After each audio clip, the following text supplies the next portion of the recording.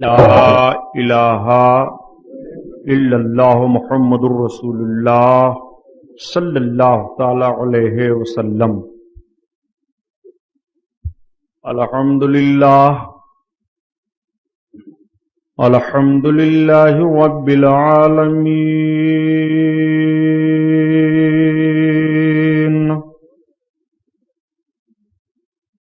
والصلاة والسلام على سید المرسلین،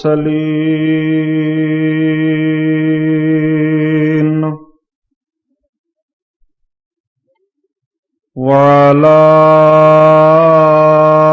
آلہ الطاہرین،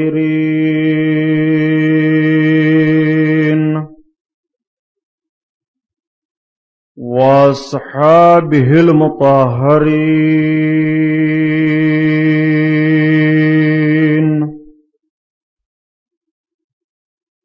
وابنہ الغوث العظم الجیلانی محی الدین،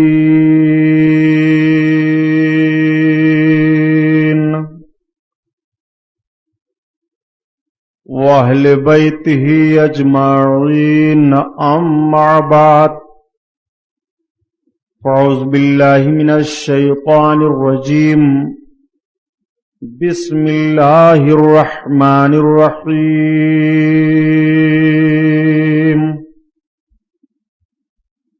قال اللہ تعالی فی القرآن العظیم والفرقان الحمید، الا ان اولیاء اللہ لا خوف علیہم ولا هم يحزنون۔ سبحان اللہ سبحان اللہ۔ صدق اللہ البصیر القدیر، وصدق رسولہ الرشید النذیر، والحمد للہ رب العالمین۔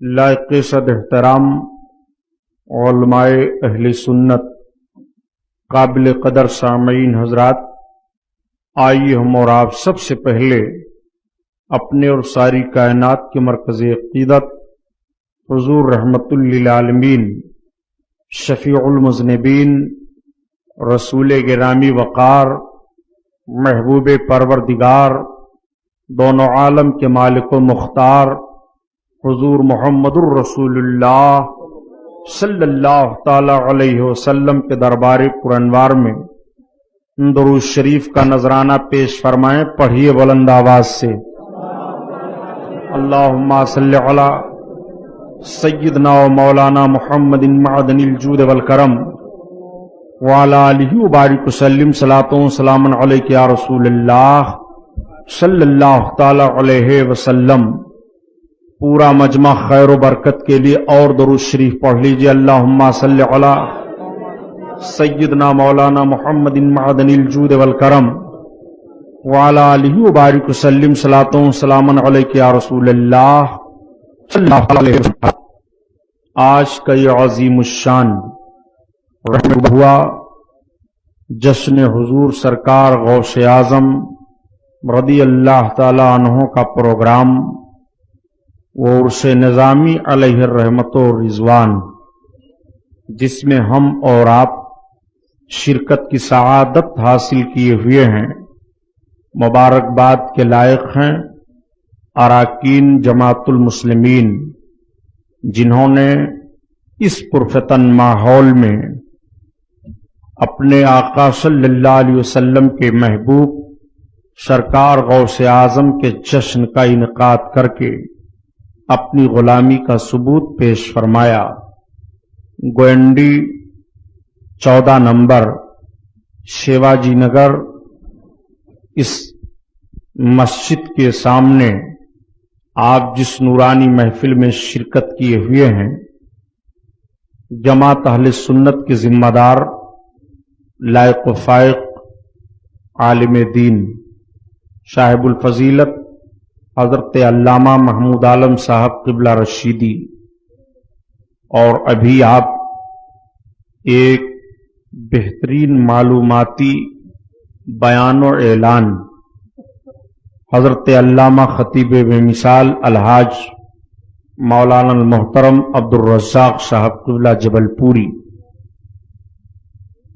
اسٹیج پر تشریف فرما یا علماء اہل سنت خصوصاً جامعۃ العرفان کے تمام اساتذہ کرام، قاری محمد سلیمان، مولانا محمد عثمان، حافظ شہید اعظم، قاری فیاض، یہ جملہ علماء حفاظ،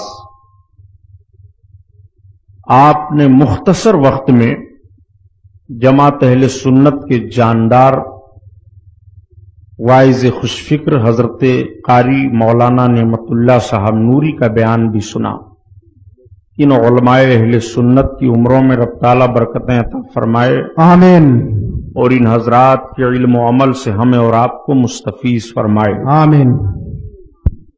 حضرت علامہ عبد الرزاق صاحب جبل پوری نے ابھی اعلان میں بہت کچھ ارشاد فرمایا۔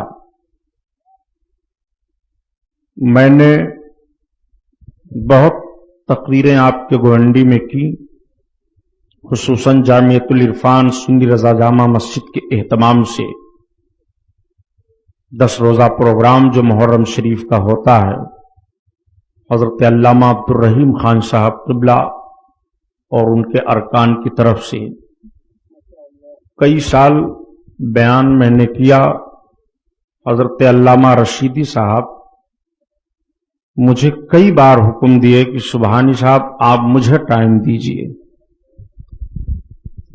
لیکن اب کی مرتبہ انہوں نے سرکار غوث اعظم کی نسبت سے مجھے گرفت میں لے ہی لیا۔ بے شک، آمین۔ میں پہلی بار آپ کے اس اسٹیج سے سرکار غوث اعظم بڑے پیر کے اس جشن میں کچھ عرض کرنے کی جسارت کروں گا، لیکن آئیے سب سے پہلے حسب معمول نعت پاک رسول صلی اللہ تعالی علیہ وسلم سے بیان کا آغاز ہو۔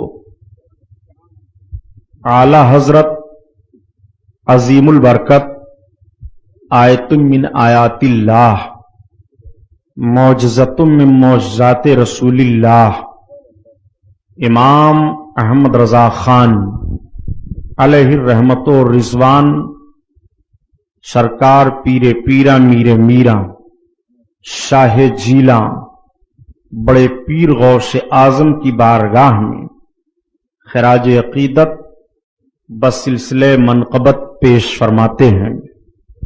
آپ اس منقبت کے 2-3 شعر سماعت کیجئے اور پھر انشاءاللہ تعالی کل اسی اسٹیج پر سرکار غوث اعظم بڑے پیر کی زندگی پاک کے تعلق سے بھرپور کوشش میں روشنی ڈالنے کے لیے حاضر رہوں گا انشاءاللہ۔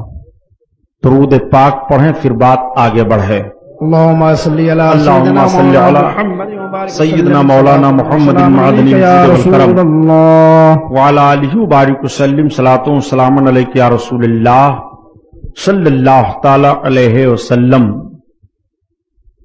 واہ کیا مرتبہ غوث ہے بالا تیرا، واہ کیا مرتبہ غوث ہے بالا تیرا، واہ کیا مرتبہ غوث ہے بالا تیرا،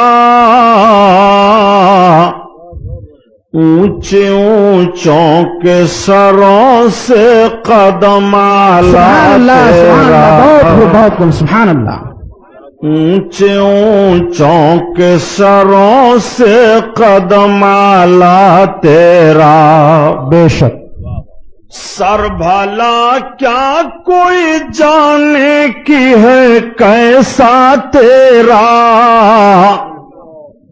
سر بھلا کیا کوئی جانے کی ہے کیسا تیرا،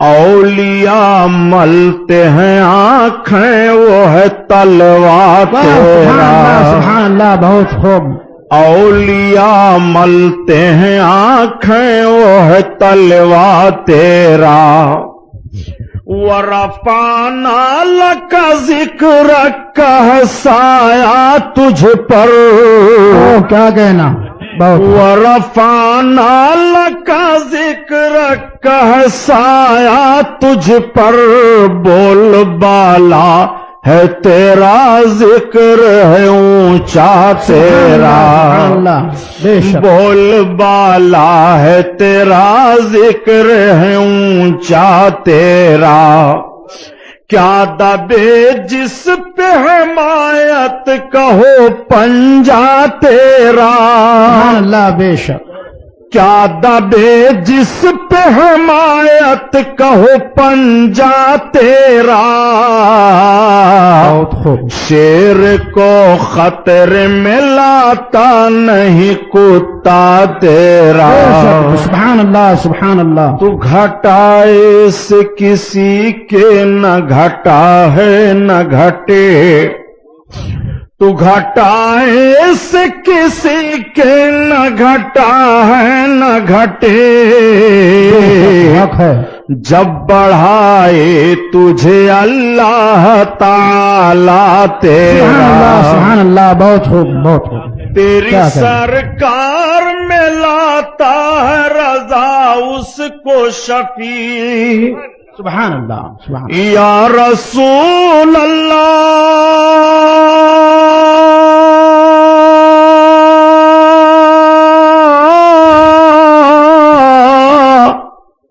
تیری سرکار میں لاتا ہے رضا اس کو شفیع سبحان اللہ جو میرا غوث ہے اور لاڈلا بیٹا تیرا سبحان اللہ نعرہ تکبیر نعرہ رسالت جشن غوث العظم سبحان جو اللہ، سبحان میرا غوث ہے اور لاڈلا بیٹا تیرا بہت پیر پیرا میرے میرا شاہ جیلا انٹرنیشنل سرکار اسلامی غوث اعظم بڑے پیر یوٹیوب دستگیر رضی اللہ تعالیٰ عنہ کی طرف اس مہینے کی نسبت ہے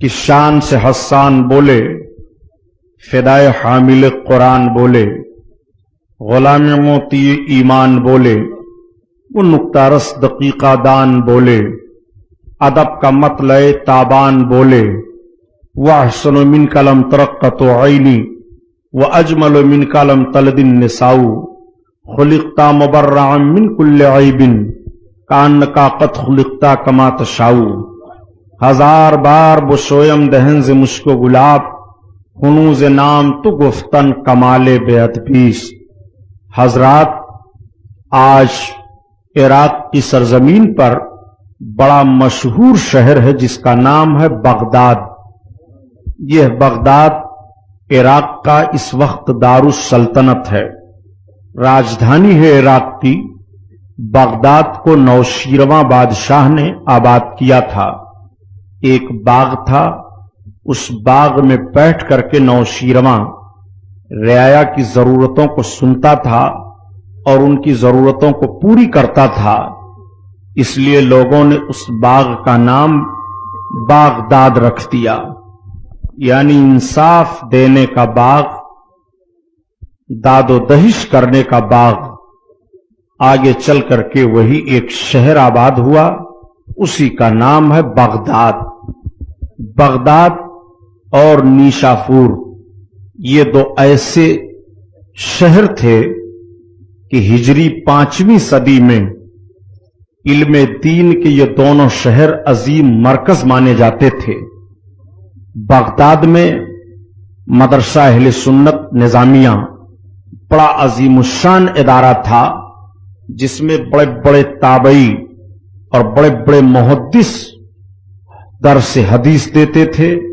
تعلیم و تعلم کا انتظام تھا اس وقت بغداد علم دین کا مرکز بنا ہوا تھا خلفائے بنو عباسیہ جب بغداد کو اپنے قبضہ میں لیتے ہیں تو انہوں نے بڑی ترقی کی اور بہت کچھ بغداد والوں کو دیا تاریخ بتائی جاتی ہے کہ جب بغداد کو ہلاکو خان نے تہس نہس کیا تھا ہجری 8ویں صدی میں، یہ ہلاکو خان کون تھا؟ تاتاریوں کا سرغنہ تھا، بڑا ظالم اور بہت ہی خونخوار فوجی سپہ سالار گزرا ہے۔ تاتاریوں کا یہ سب سے بڑا لیڈر ہلاکو خان، اس نے قسم کھا لیا تھا کہ جب تک ہم بغداد میں ہمارے گھوڑا کا پاؤں مسلمانوں کے خون میں ڈوب نہیں جائے گا تب تک ہم ان کے قتل و غارت گری کو بند نہیں کریں گے۔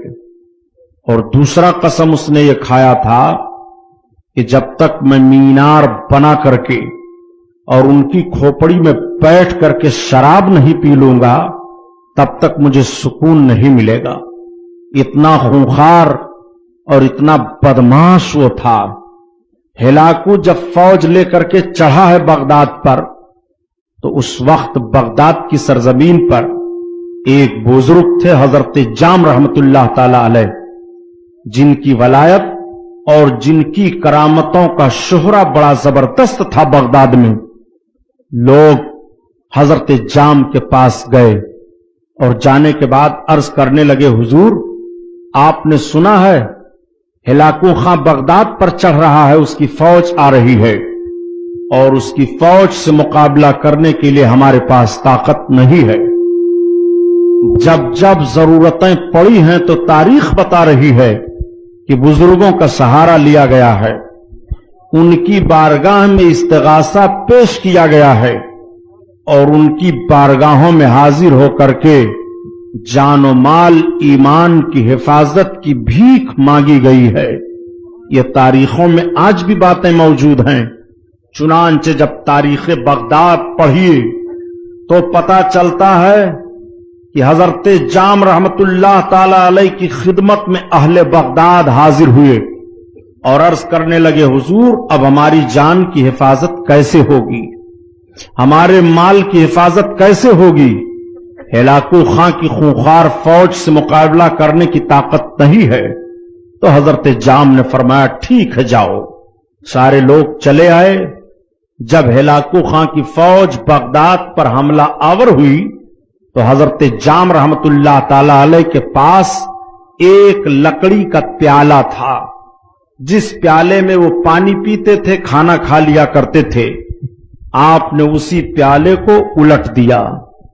الٹنا تھا کہ ہلاکو خان کی فوج ٹہل گھوم کر چلی جاتی ہے، بغداد اس کو نہیں ملا۔ سبحان اللہ سبحان اللہ۔ حضرت جام رحمت اللہ تعالی علیہ نے پورے بغداد کو اپنے پیالے میں چھپا لیا۔ کیا کہنا؟ فوج گھوم کر گئی۔ فوج سے ہلاکو خان نے پوچھا کیا ہوا؟ کہا ہم سرحد تک گئے مگر بغداد ہم کو کہیں دکھائی نہیں دیا۔ کہا پاگل ہو تم لوگ، بغداد تک گئے تھے؟ کہا ہم بالکل چڑھ گئے تھے لیکن شہر ہی نہیں ملا۔ کہا آج چڑھائی کرو۔ جب پھر چڑھائی کا ارادہ ان لوگوں نے کیا تو سارے لوگوں نے پھر حضرت جام رحمت اللہ علیہ سے عرض کیا، حضور پھر اس کی فوج آ رہی ہے۔ حضرت جام رحمت اللہ علیہ نے پھر اپنے پیالے کو الٹ دیا، بغداد اس میں چھپ گیا۔ بے شک سبحان اللہ۔ پھر ہلاکو خان کی فوج تلاش رہی ہے، بغداد نہیں مل رہا ہے۔ سارے لوگ واپس چلے گئے۔ جب واپس گئے ہلاکو خان نے پوچھا کیا ہوا؟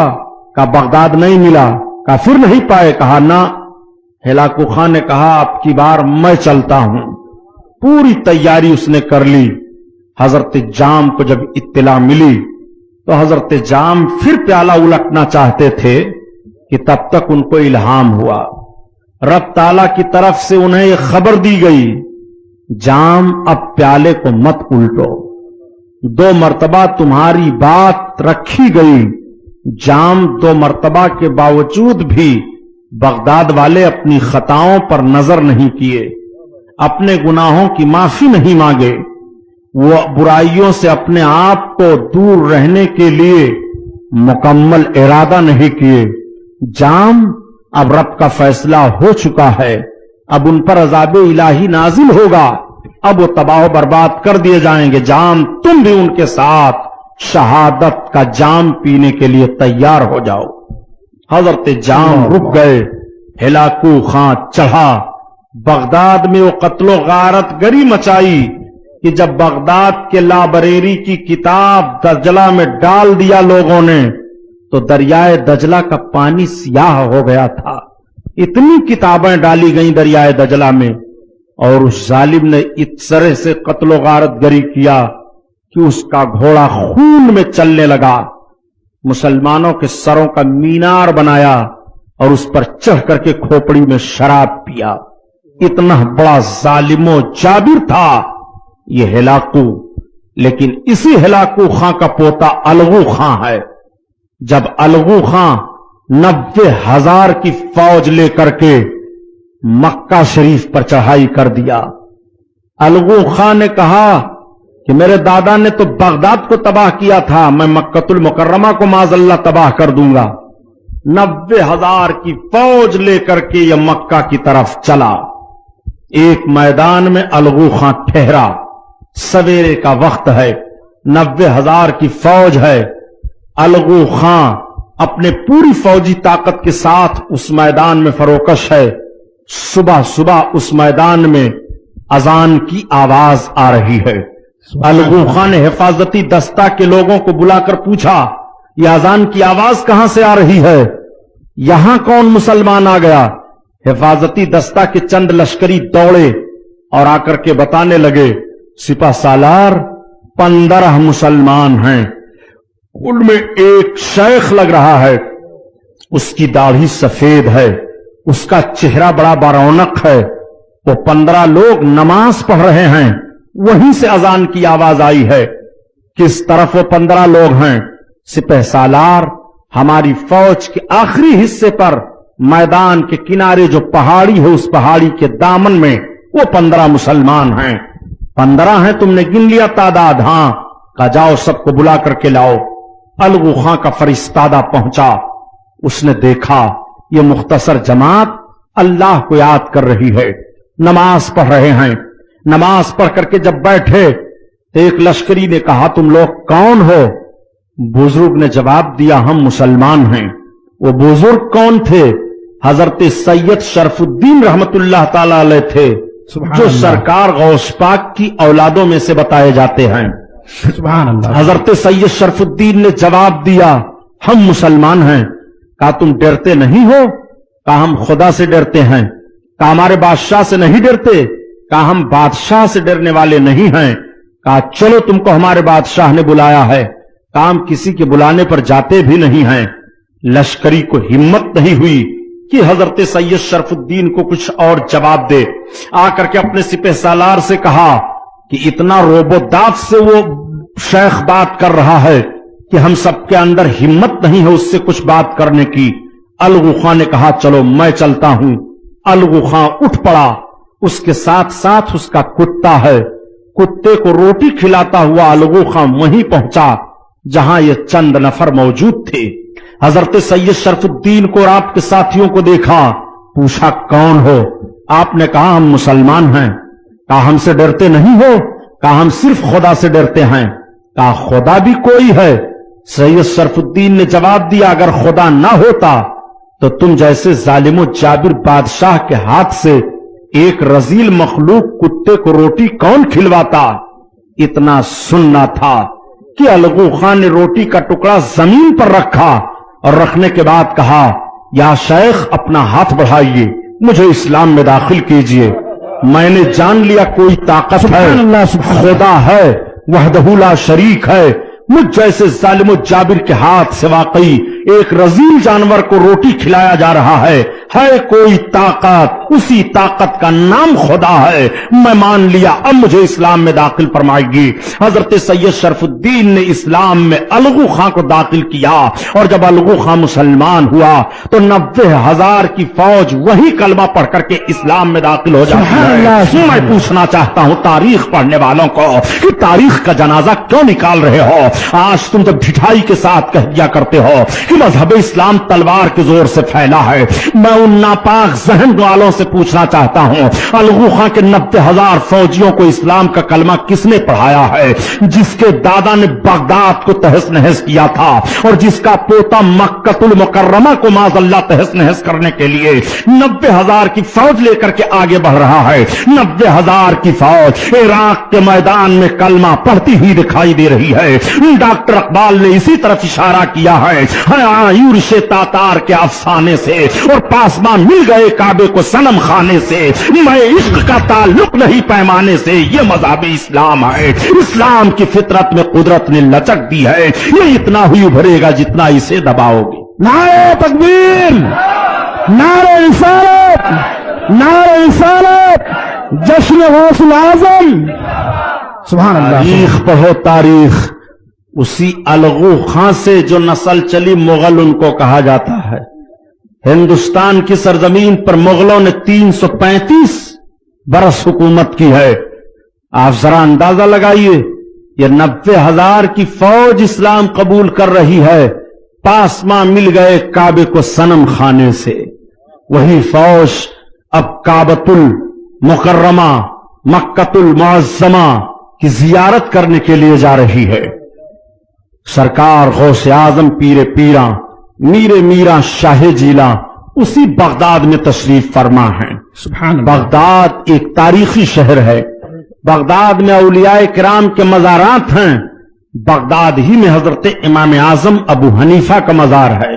सुभान अल्लाह। बगदाद में सरकार गौसे आजम का मज़ार है। सुभान अल्लाह। बगदाद में बड़े बड़े बुजुर्गों के मज़ारात पाए जा रहे हैं। मैं आपसे पूछता हूं, आज हिंदुस्तान की सरजमीन पर हमको और आपको बड़ी ढिठाई के साथ कब्र पुजवा कह दिया जा रहा है। इमाम आजम की कब्र हमने बनाई है बगदाद में, इमाम आजम का रोजा हमने तैयार किया है बगदाद में। उन दज्जाल ज़हनो फिक्र से पूछना चाहता हूं, नज्द की बदमाश औलादों से, जो भारत की सरजमीन पर खुश अकीदा मुसलमानों को कब्र पुजवा के नाम से याद करते हो, बगदाद की सरजमीन पर गौसे आजम का रोजा हिंदुस्तान के मुसलमान ने तामीर नहीं किया है, बल्कि बगदाद के खुश अकीदा मुसलमानों ने तामीर किया है। पता ये चला कि बुजुर्गों के मज़ारात पर रोजों की तामीर का सिलसिला आज से नहीं है, बल्कि बहुत पहले से है। इन बुजुर्गों के मज़ारात पर रोजों की तामीर होती रही है और होती रहेगी। सुभान अल्लाह, सुभान अल्लाह। बहुत खूब, बहुत खूब। आप तारीख पढ़ते नहीं हो और कुछ सोचते नहीं हो। एक बीड़ा पान खा करके इस्लाम का कानून समझने चले हैं, बिदात है। गौस पाक का जिक्र मना रहे हो, मौलाना महमूद आलम साहब रशीदी, सब बिदात है। सहाबा 11वीं करते थे, हजरत अबू बकर सिद्दीक ने 11वीं की है, जो आप लोग 11वीं मना रहे हो। इन बदमाशों से पूछो कि दारुल उलूम देवबंद का 100 साला जश्न तुम मना रहे हो, सहाबा ने किया था। सोनिया गांधी को बुला करके नदवा में और उसकी छांव में रह करके अपनी मुरादें मांग रहे हो, ये माज़अल्लाह रब्बिल आलमीन किसी बुजुर्ग ने किया था? न तुम सदमे हमें देते, न यूं फरियाद हम करते, न खुलते राज़े सरबस्ता, न यूं रुसवाइयां होती। ये तारीख का मामला था जो मैंने आपके सामने पेश किया। अर्ज करने का मतलब यह है प्यारे, आओ 5वीं सदी हिजरी का जायजा लिया जाए। 5वीं सदी हिजरी का माहौल कैसा था? लोग करामतों के मुनकिर हो रहे थे। 5वीं सदी हिजरी में लोग औलियाए किराम की ताकतों का इनकार कर रहे थे, रिज़्क़ हलाल से बहुत दूर होते चले जा रहे थे, भाइयों के हुकूक मारे जा रहे थे, यतीमों पर फिर जुल्म हो रहा था, लड़कियां फिर सताई जाने लगी थी। एक अमीर गरीब को गिरी निगाह से फिर देखने लगा था, इल्म का जनाजा निकल रहा था, तसव्वुफ को खिलवाड़ बनाया जा रहा था। बुजुर्गों की बारगाहों में जा करके जबीने नियाज को टेकने पर न जाने कैसे कैसे एतराजात किए जा रहे थे। उनकी बारगाहों में पहुंचने के बाद एक ऐसी ही वो जगहें थी कि जहां जाने के बाद इंसान अपने गुनाहों पर नजर सानी करके नदामत के आंसू बहाता था और अपने खताओं से माफी मांगता था। ऐसी दरगाहों में जाने पर पाबंदियां लगाई जाने लगी थी और तसव्वुफ के मिजाज को बिगाड़ा जाने लगा था।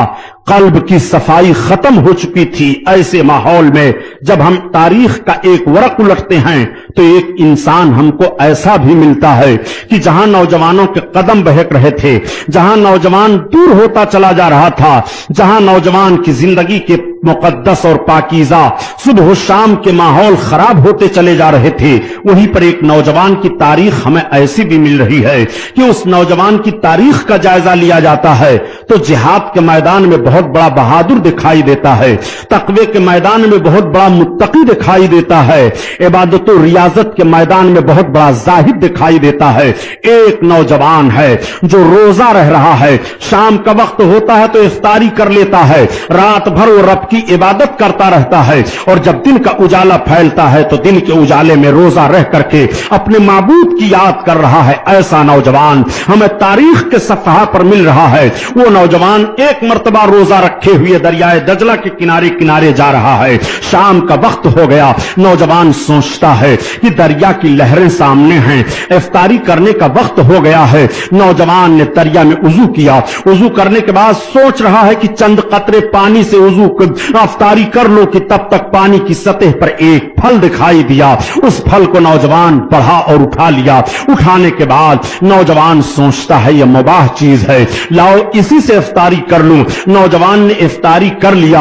افطاری کرنے کے بعد پھر اس کے دل نے گواہی دی، تم اتنے بڑے متقی اور پرہیزگار ہو، تم ایسے مقدس بن رہے ہو، اپنی صبح کو تم صاف رکھ رہے ہو، اپنی شام کو تم صاف رکھ رہے ہو، تم اپنے زندگی کے تقدس کو ایک شاہراہ دے کر کے متعین کرنا چاہتے ہو اور اپنے زندگی کے تقدس کو پیش کر کے دوسرے نوجوانوں کے لیے لمحے فکریہ بننا چاہتے ہو. کو کھا کیوں لیا ہے؟ اگر قیامت کے میدان میں رب تعالیٰ نے تجھے سوال کر دیا تجھ سے اور پوچھ لیا کہ بلا اجازت کے مالک کے تم نے روزے کا افطار کیوں کیا، تو اے نوجوان تیرے پاس جواب کیا ہوگا؟ نوجوان اپنے دل میں یہی ساری باتیں سوچ رہا ہے اور سوچتے ہوئے دریا کے کنارے چل رہا ہے. اس نوجوان کے دل نے فیصلہ دیا کہ لاؤ دریا کے کنارے چل کر کے پتہ لگایا جائے کہ یہ سیب کا پھل کہاں سے آیا تھا. اگر باغ کا مالک مل جائے تو ہمارا کام بن جائے گا. کئی منزل چلنے کے بعد دریا کے کنارے ایک بڑا خوبصورت باغ ملا. باغ کے اندر نوجوان داخل ہو جاتا ہے.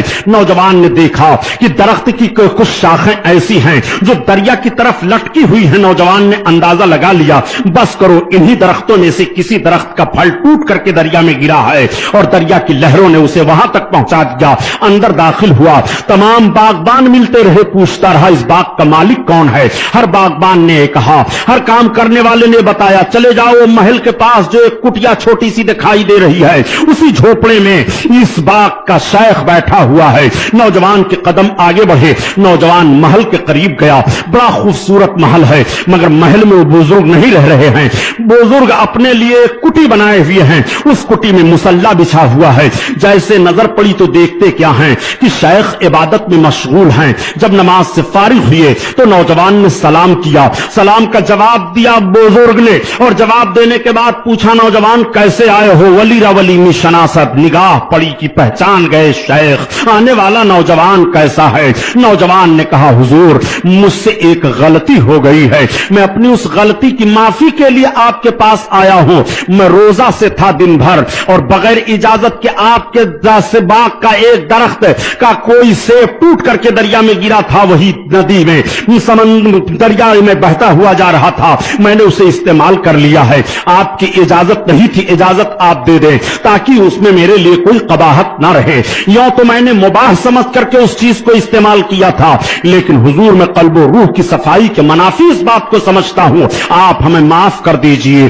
شیخ نے فرمایا بیٹا تم نے بہت بڑی غلطی کر دی ہے، تم نے ایسی خطا کی ہے کہ تمہاری یہ خطا اس طرح سے نہیں معاف کی جائے گی. نوجوان عرض کرتا ہے حضور آخر ہماری معافی کے لیے کون سا پھر طریقہ استعمال کیا جائے گا؟ شیخ نے فرمایا بیٹا تم نے بہت بڑی غلطی کی ہے. اگر تم قلب و روح کی صفائی کی بنیاد پر آئے ہو اس خطا سے معافی مانگنے کے لیے تو سنو تمہیں ہمارے لیے کچھ وقت دینا پڑے گا. تم ہمارے باغ میں 6 مہینہ یا 11 سال تک رہو اور ان درختوں کی دیکھ بھال کرتے رہو. پھر جب مدت پوری ہو جائے گی تب تمہیں ہماری بارگاہ میں بازیابی کا موقع ملے گا اور پھر ہم تمہاری خطا معاف کر دیں گے. نوجوان نے تھوڑی دیر تک سنجیدگی سے غور کیا اور نوجوان نے غور کر کے فیصلہ دیا یا شیخ مجھے منظور ہے، میں آپ کے باغ کی خدمت خدمت کرنے کے لیے تیار ہوں. روایت کے مطابق 6 مہینہ یا 11 سال تک اس نوجوان نے باغ کی باغبانی کی ہے, اور جب مدت پوری ہو گئی تو نوجوان سوچ رہا ہے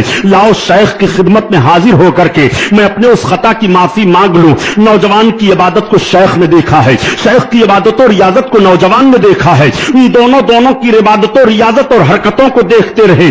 دونوں کے قلب و روح کی صفائی کا معاملہ ملاحظہ فرمائیے. شیخ سوچ رہے ہیں کہ مجھ کو حسب منشا نوجوان مل گیا ہے. نوجوان سوچ رہا ہے میری مدت پوری ہو گئی ہے. نوجوان سے ایک روز خود شیخ نے ارشاد فرمایا بیٹا تمہاری مدت تو پوری ہو گئی ہے, کیا تم اپنے خطا کی معافی نہیں چاہ رہے ہو؟ نوجوان نے عرض کیا حضور میں نے کئی بار ارادہ کیا کہ آپ کی بارگاہ میں عرض کر کے میں اپنے خطا کی معافی چاہ لوں اور اپنے لیے اجازت لے لوں. مجھے کافی عرصہ گزر گیا آپ کی خدمت میں رہتے ہوئے, لیکن میری غیرت نے اجازت نہیں دی, مجھے ہمت و جرات نہیں ہوئی کہ میں آپ کے سامنے عرض کر سکوں. شیخ نے فرمایا بیٹا تمہاری مدت تو ضرور پوری ہو گئی ہے. نوجوانوں یہی میں ذہن و فکر دینا چاہتا ہوں, ایک مباح چیز بلا اجازت کے حاصل کر لی ہے نوجوان نے, تو اس مباح چیز کی معافی کے لیے تاکہ میرے قلب و روح کی صفائی پر اثر نہ پڑے اس طرح سے باغبانی کی جا رہی ہے, اس طرح سے شیخ کی خدمت گزاری کی جا رہی ہے. میں آپ کی زندگی کا تجزیہ کرنا چاہتا ہوں اور پوچھنا چاہتا ہوں کیا آپ بھی اپنے قدم کو رزق حلال کے لیے بڑھا رہے ہو کہ نہیں؟ کیا آپ صبح و شام سوچتے ہو مجھے حلال روزی ملے کہ نہیں؟ کیا آپ نے بھی کبھی فکر کیا ہے کہ ہم کسی چیز کو غیر کے استعمال نہ کریں بلا اجازت کے؟ میں پوچھنا چاہتا ہوں مذہب اسلام کے قانون پر ذرا نگاہ ڈالتے جائیے کہ بلا اجازت کسی کے کسی سامان کو استعمال نہ کیا جائے. جب اتنی اجازت نہیں دی جا رہی ہے تو چوری کرنے کی اجازت کب دی جائے گی آپ کو؟ حقوق مارنے کی اجازت کب آپ کو دی جائے گی؟ بلا اجازت دوسرے کے سامان کو چھونے کی کب اجازت دی جائے گی؟ ذرا مذہب اسلام کے نفس کو سمجھتے ہوئے چلیے اور دستور کو ملاحظہ فرماتے ہوئے چلیے. نوجوان سے جب شیخ نے فرمایا, نوجوان عرض گزار ہو جاتے ہیں حضور مجھے عرض کرنے کی ہمت نہیں ہے, لیکن اب آپ میرے حالات پر خود تجزیہ کیجئے اور سرکار مجھے معاف کر دیجئے. تب تک شیخ نے فرمایا بیٹا ایک شرط تو تم نے پوری کر دی ہے, مگر ایک شرط تمہارے لیے اور ہے. کہا وہ کون سی شرط؟ کہا ہمارے پاس ایک بچی ہے جو دونوں آنکھوں کی اندھی ہے, جو دونوں پیروں کی لنگڑی ہے, جو دونوں ہاتھوں کی لولی ہے, جو دونوں کانوں کی بہری ہے, جو زبان کی گونگی ہے. اتنے عیب میری بچی میں پائے جا رہے ہیں, میرا ارادہ ہے کہ میں اس کی شادی تمہارے ساتھ کر دوں. نوجوان تھوڑی دیر تک سوچتا رہا. نوجوان نے کہا یا شیخ میری غلطی معاف کی جائے, یہ شرط مجھے منظور ہے. آپ ذرا غور فرمائیے, آج کے نوجوان کی شادی ہونے والی ہو, اس نوجوان کے ذہن و فکر کا جائزہ لیجئے. اگر کہہ دیا جائے کہ تیری شادی ایسے دلہن کے ساتھ ہونے والی ہے جس کے پاس آنکھ نہیں ہے, وہ کہے گا میں خالی زندگی گزار لوں گا, مگر مجھے ایسی بیوی نہیں چاہیے جب اس کے پاس آنکھ ہی نہیں ہے, اس کے پاس پیر ہی نہیں ہے, اس کے پاس ہاتھ ہی نہیں ہے. مجھے ایسی بیوی کی ضرورت نہیں ہے. لیکن نوجوانوں ذرا زندگی کی فکر کو ملاحظہ فرماؤ. نوجوان عرض کرتا ہے یا شیخ مجھے یہ شرط منظور ہے, آپ میری خطا معاف فرما دیں. نوجوان کے لیے اہتمام کیا جاتا ہے. شیخ نے انتظام و اہتمام کیا اور نکاح خوانی ہو گئی. نکاح ہونے کے بعد شیخ نے فرمایا بیٹا اب آج سے اس پورے باغ کے مالک تم ہو, اور یہ جو سامنے محل دکھائی دے رہا ہے بیٹا اب یہ محل تمہارے لیے ہے, اور اس محل میں علاوہ میری بچی کے کوئی اور عورت نہیں ہے. بیٹا اب سب تمہارے لیے ہے. نوجوان کو ساری ملکیت سونپ دی جاتی ہے. نوجوان جب محل میں داخل ہوئے, محل میں داخل ہوتے ہی ایک حسین و جمیل خوبصورت بیوی نے اپنے شوہر کا استقبال کیا, سلام کیا. سلام کرنا ہی تھا کہ نوجوان کی نگاہیں جھک جاتی ہیں. نوجوان سوچنے لگتا ہے کہ مجھ سے تو یہ کہا گیا تھا کہ تمہاری شادی ایسی لڑکی سے کی جا رہی ہے جس کے پاس آنکھیں نہیں ہیں, جو سنتی نہیں ہے, جو دونوں پیروں کی لنگڑی ہے, جو دونوں ہاتھوں کی لولی ہے, مگر میں اس کے خلاف پا رہا ہوں. یہ معاملہ کیا ہے؟ پھر نوجوان کے ذہن و فکر نے جواب دیا کہ شیخ معاذ اللہ جھوٹ نہیں بولیں گے. شیخ نے یہ بھی تو کہا ہے کہ اس محل میں میری بچی کے علاوہ کوئی اور عورت نہیں ہے, اس میں ضرور کوئی راز ہے. نوجوان نماز کی نیت باندھ لیتے ہیں اور رات بھر نوجوان نماز پڑھتا رہا, خاتون بھی نماز پڑھتی رہی. جب دن کا اجالا پھیلا نوجوان نے سوچا لاؤ اس راز کو اپنے شیخ کی بارگاہ میں حاضر ہو کر کے پھر سوال کروں.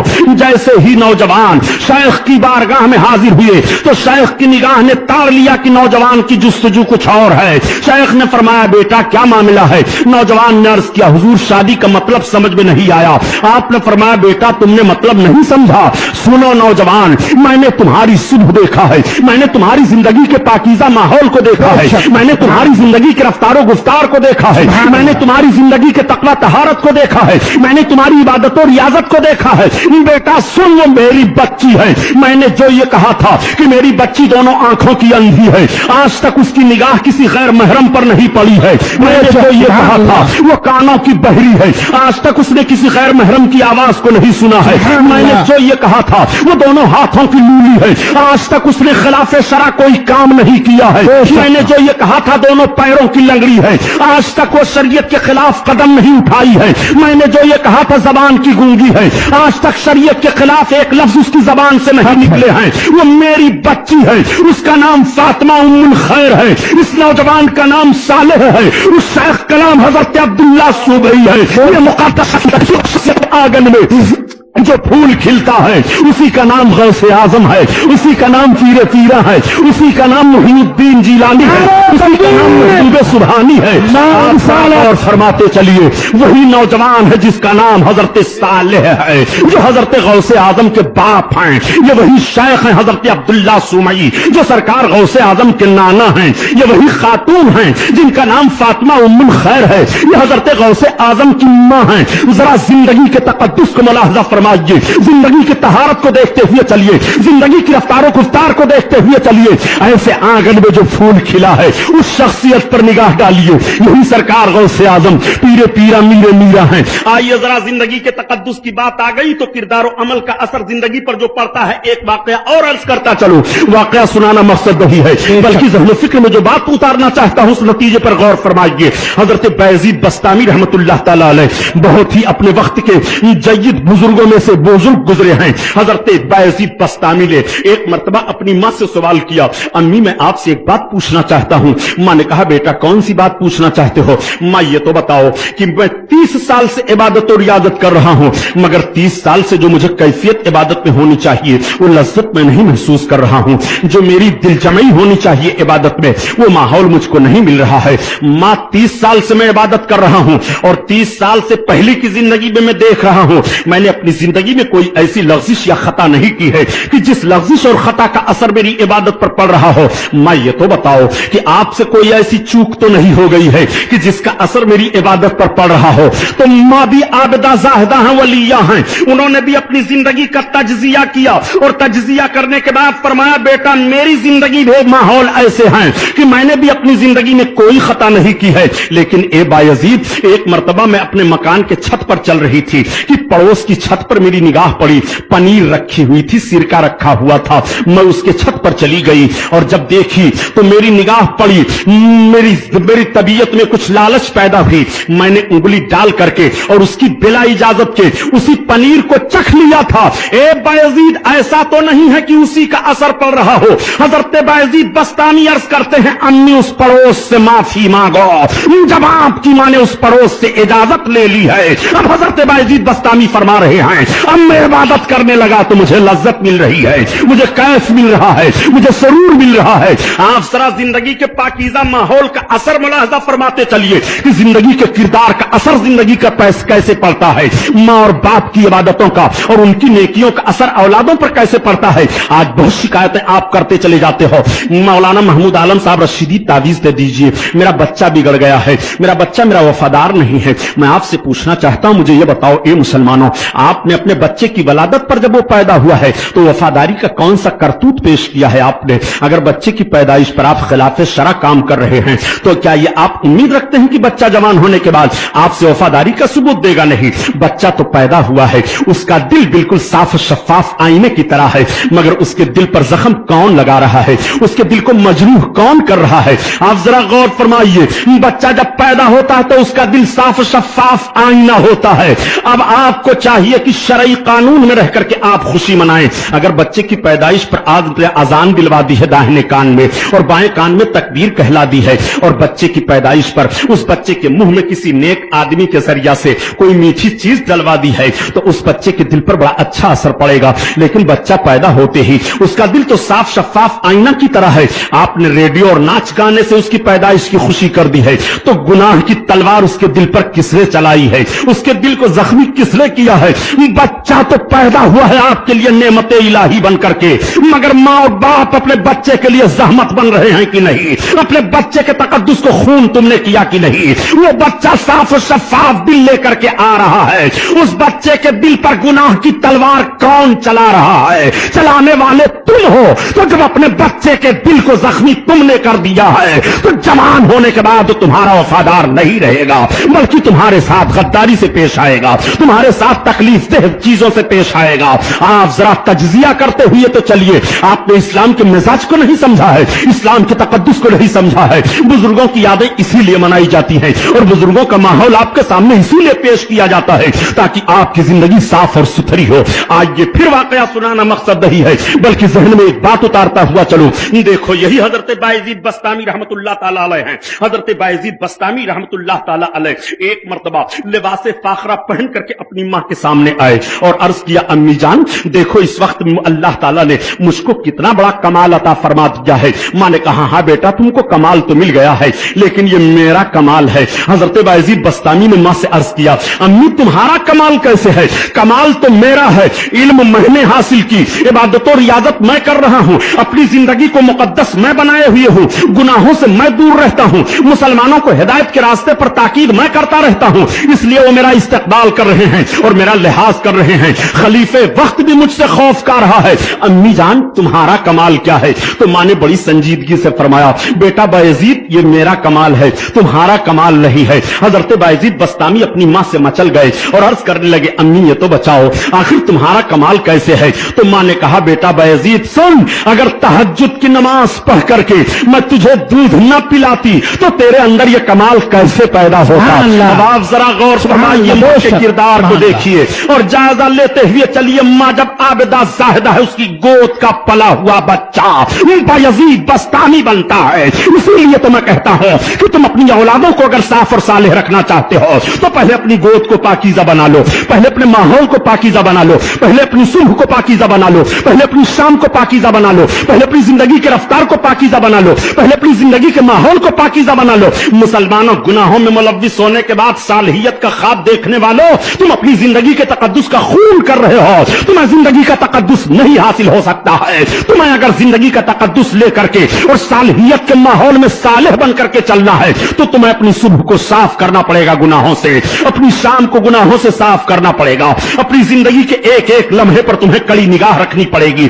آئیے ذرا جائزہ لیتے ہوئے چلیے۔ میں عرض کر رہا تھا یہی 5ویں صدی ہجری ہے۔ 5ویں صدی ہجری میں زندگی کا ایک بہترین تقدس غوث اعظم کے والد گرامی سے ملتا ہے۔ سرکار غوث اعظم اپنے باپ کے اور اپنی ماں کے گود میں آ گئے ہیں۔ سرکار غوث اعظم بڑے پیر دستگیر جس صبح کو پیدا ہوتے ہیں، قربان جائیے، آپ کے والد گرامی فرماتے ہیں کہ مجھ کو 3 بشارتیں اس رات میں ملی ہیں، 3 خوبیاں مجھ کو حاصل ہو گئیں۔ جب میرا بیٹا پیدا ہوا تو میں نے اس رات میں سرکار دو عالم کو خواب میں دیکھا تو سب سے بڑی سعادت تو مجھے یہ ہوئی کہ میرے آقا کی زیارت نصیب ہو رہی ہے، اور دوسری بات کیا میرے آقا حکم فرماتے ہیں، صالح تمہارے گھر جو بچہ پیدا ہوا ہے وہ میرا روحانی بیٹا ہے۔ اللہ اکبر۔ آپ کے والد گرامی فرماتے ہیں کہ مجھے اس بات کی بڑی خوشی ہو گئی کہ میرے بیٹے کو سرکار دو عالم نے اپنا روحانی بیٹا قرار دیا ہے۔ اور پھر تیسری خوشی کیا حاصل ہوتی ہے؟ آپ کے والد گرامی فرماتے ہیں کہ آپ نے فرمایا یہ تمہارا بیٹا اے صالح میرے دین کو زندہ کرے گا۔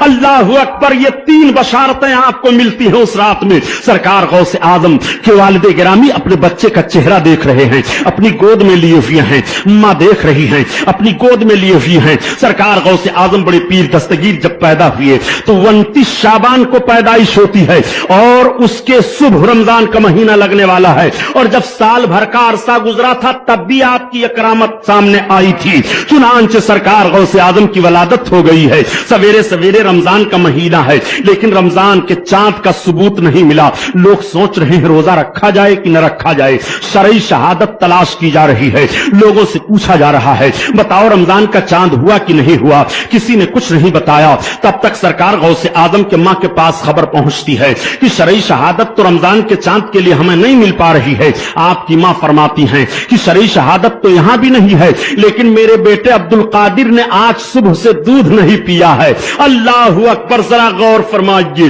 सरकार गौसे आजम ने दूध नहीं पिया है। थोड़ा अरसा गुजरा था कि शरई सबूत हासिल हो गई, शरई शहादत मिल जाती है कि चांद रमजान का हो गया है। कहने का मतलब यह है कि आलमे शीर खारिगी में भी रमजान के महीने का एहतराम मुलाहजा फरमाइए। अभी आप बच्चे हैं, आप मुकल्लफ नहीं हैं, आप पर रोजा फर्ज नहीं है, मगर रमजान के एहतराम का माहौल जरा मुलाहजा फरमाइए। इसी को सरकार आला हजरत के भाई उस्ताद ज़मान अल्लामा हसन रहमतुल्लाह ताला अलैह इस तरह से बयान फरमाते हैं कि रहे पाबंद अहकाम शरीयत इब्तिदाही से, और न छोड़ा शीर खारी में भी रोजा गौसे आजम ने, सुभान अल्लाह, बहुत न छेड़ा शीर खारी में भी रोजा गौसे आजम ने। अल्लाह, ये सरकार गौसे आजम पीरे पीरा मीरे मीरा हैं। सरकार गौसे आजम की वलादत बस आदत हुई, और जब मेरे सरकार गौस पाक पैदा हुए हैं तो जरा देखो, तारीख बता रही है कि उस महीने में और उस दिन इराक के सूबा में 1100 बच्चों की पैदाइश हुई, और सबके सब गौस पाक के सदका में वली हो गए।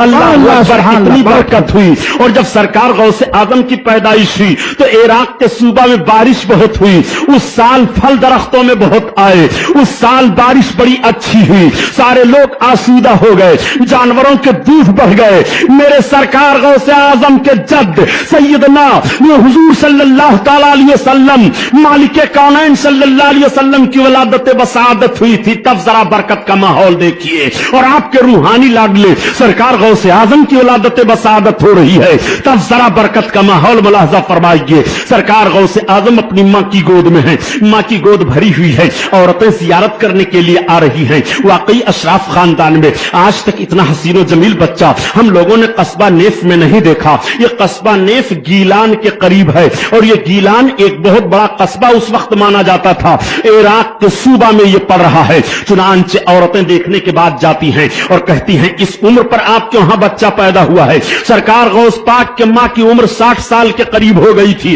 या जायद हो गई थी, तब सरकार गौसे आदम की वलादत बसादत होती है। औरतें देखने के बाद कहती हैं, इतना हसीनो जमील बच्चा हम लोगों ने नहीं देखा, इतना खूबसूरत बच्चा यहां किसी खानदान में नहीं पैदा हुआ। और अशराफ के बच्चे तो खूबसूरत होते ही हैं, लेकिन इनके जैसा खूबसूरत कोई नहीं हुआ है। चुनांचे बात बड़ी मशहूर हो गई थी कि वलदा वलदुल फिल अशराफ ला यरदो फी रमजाना, अशराफ खानदान में एक बच्चा पैदा हुआ है जो रमजान के महीना में दूध नहीं पीता है। अल्लाह अकबर, ये सरकार गौसे आजम के लिए बात मशहूर हो गई है।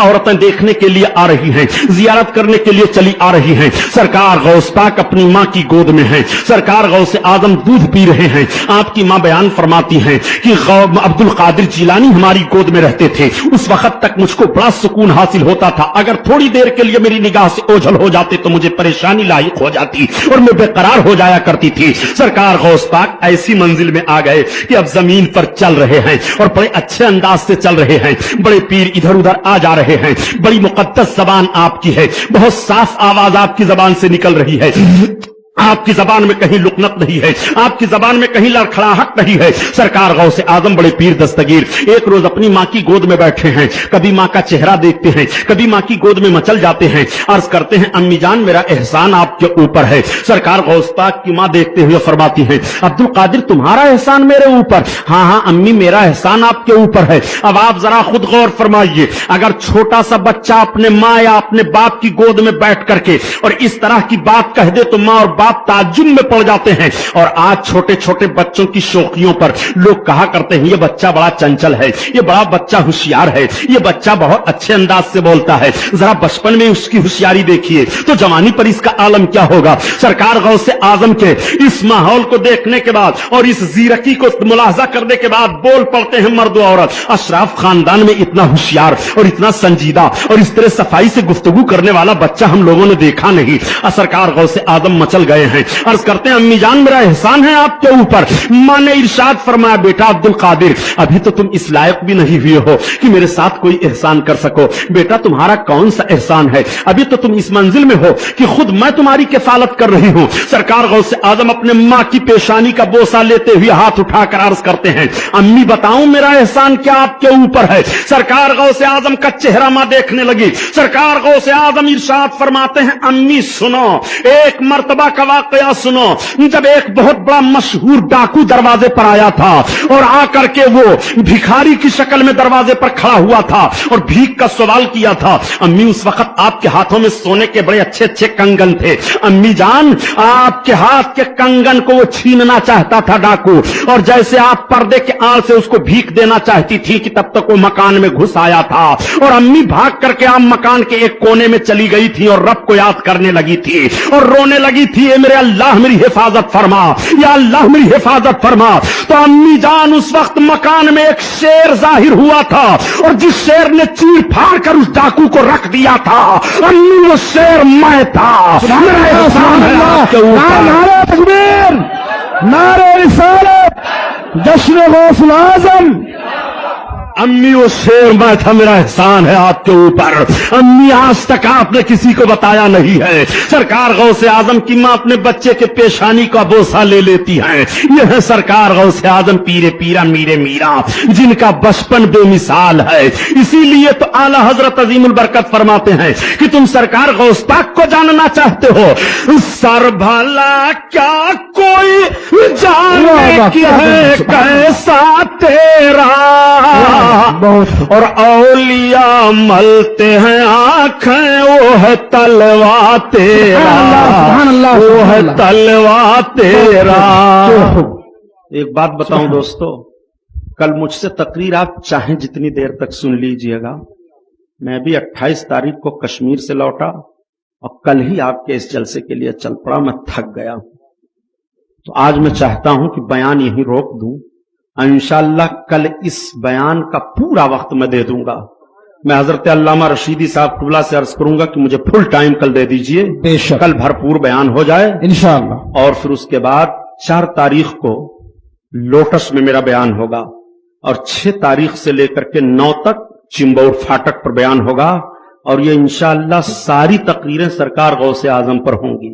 बेशक आप मजलिस में शिरकत करके सरकार गौस पाक की शान सुन लीजिए, फिर सोचिएगा बड़े पीर कौन हैं। खुदा की कसम, बड़े पीर का फैज तो वो है कि गुनहगार से गुनहगार हो, पापी से पापी हो, खाती से खाती हो, सियाहकार से सियाहकार हो, बदकार से बदकार हो। अगर गौस पाक का नाम ले रहा है तो इंशाअल्लाह मरने से पहले पहले तौबा करके मरेगा और दुनिया और आखिरत की रुसवाइयों से महफूज रहेगा। वो सरकार गौसे आजम की शान है। और गौस पाक का नाम लेवा गरीब नहीं रहेगा, गौस पाक का नाम लेवा भूखा नहीं मरेगा। वो सरकार गौसे आजम की शान है। इसलिए ये महफिल नूर जिंदाबाद पाइंदाबाद। खड़े होकर सलाम पढ़ लीजिए।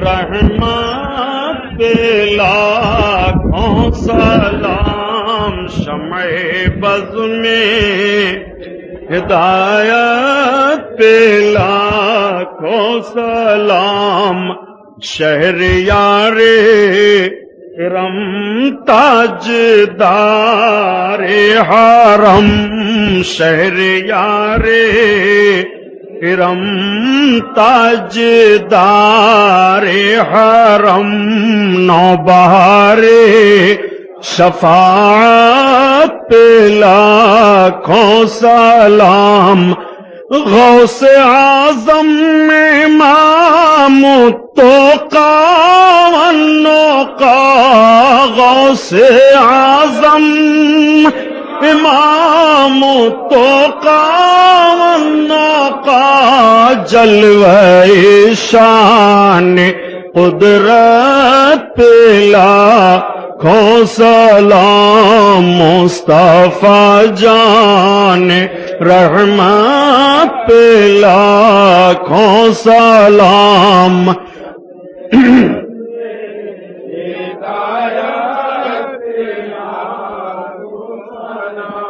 مجھ سے خدمات کے قدسی کا ہے ہاں رضا مجھ سے خدمات کے قدسی کا ہے ہاں رضا مصطفیٰ جان رحمت پہ لاکھوں سلام شمع بزمی ہدایت پہ لاکھوں سلام یا نبی سلام علیکہ یا رسول سلام علیکہ یا حبیب سلام علیکہ صلوات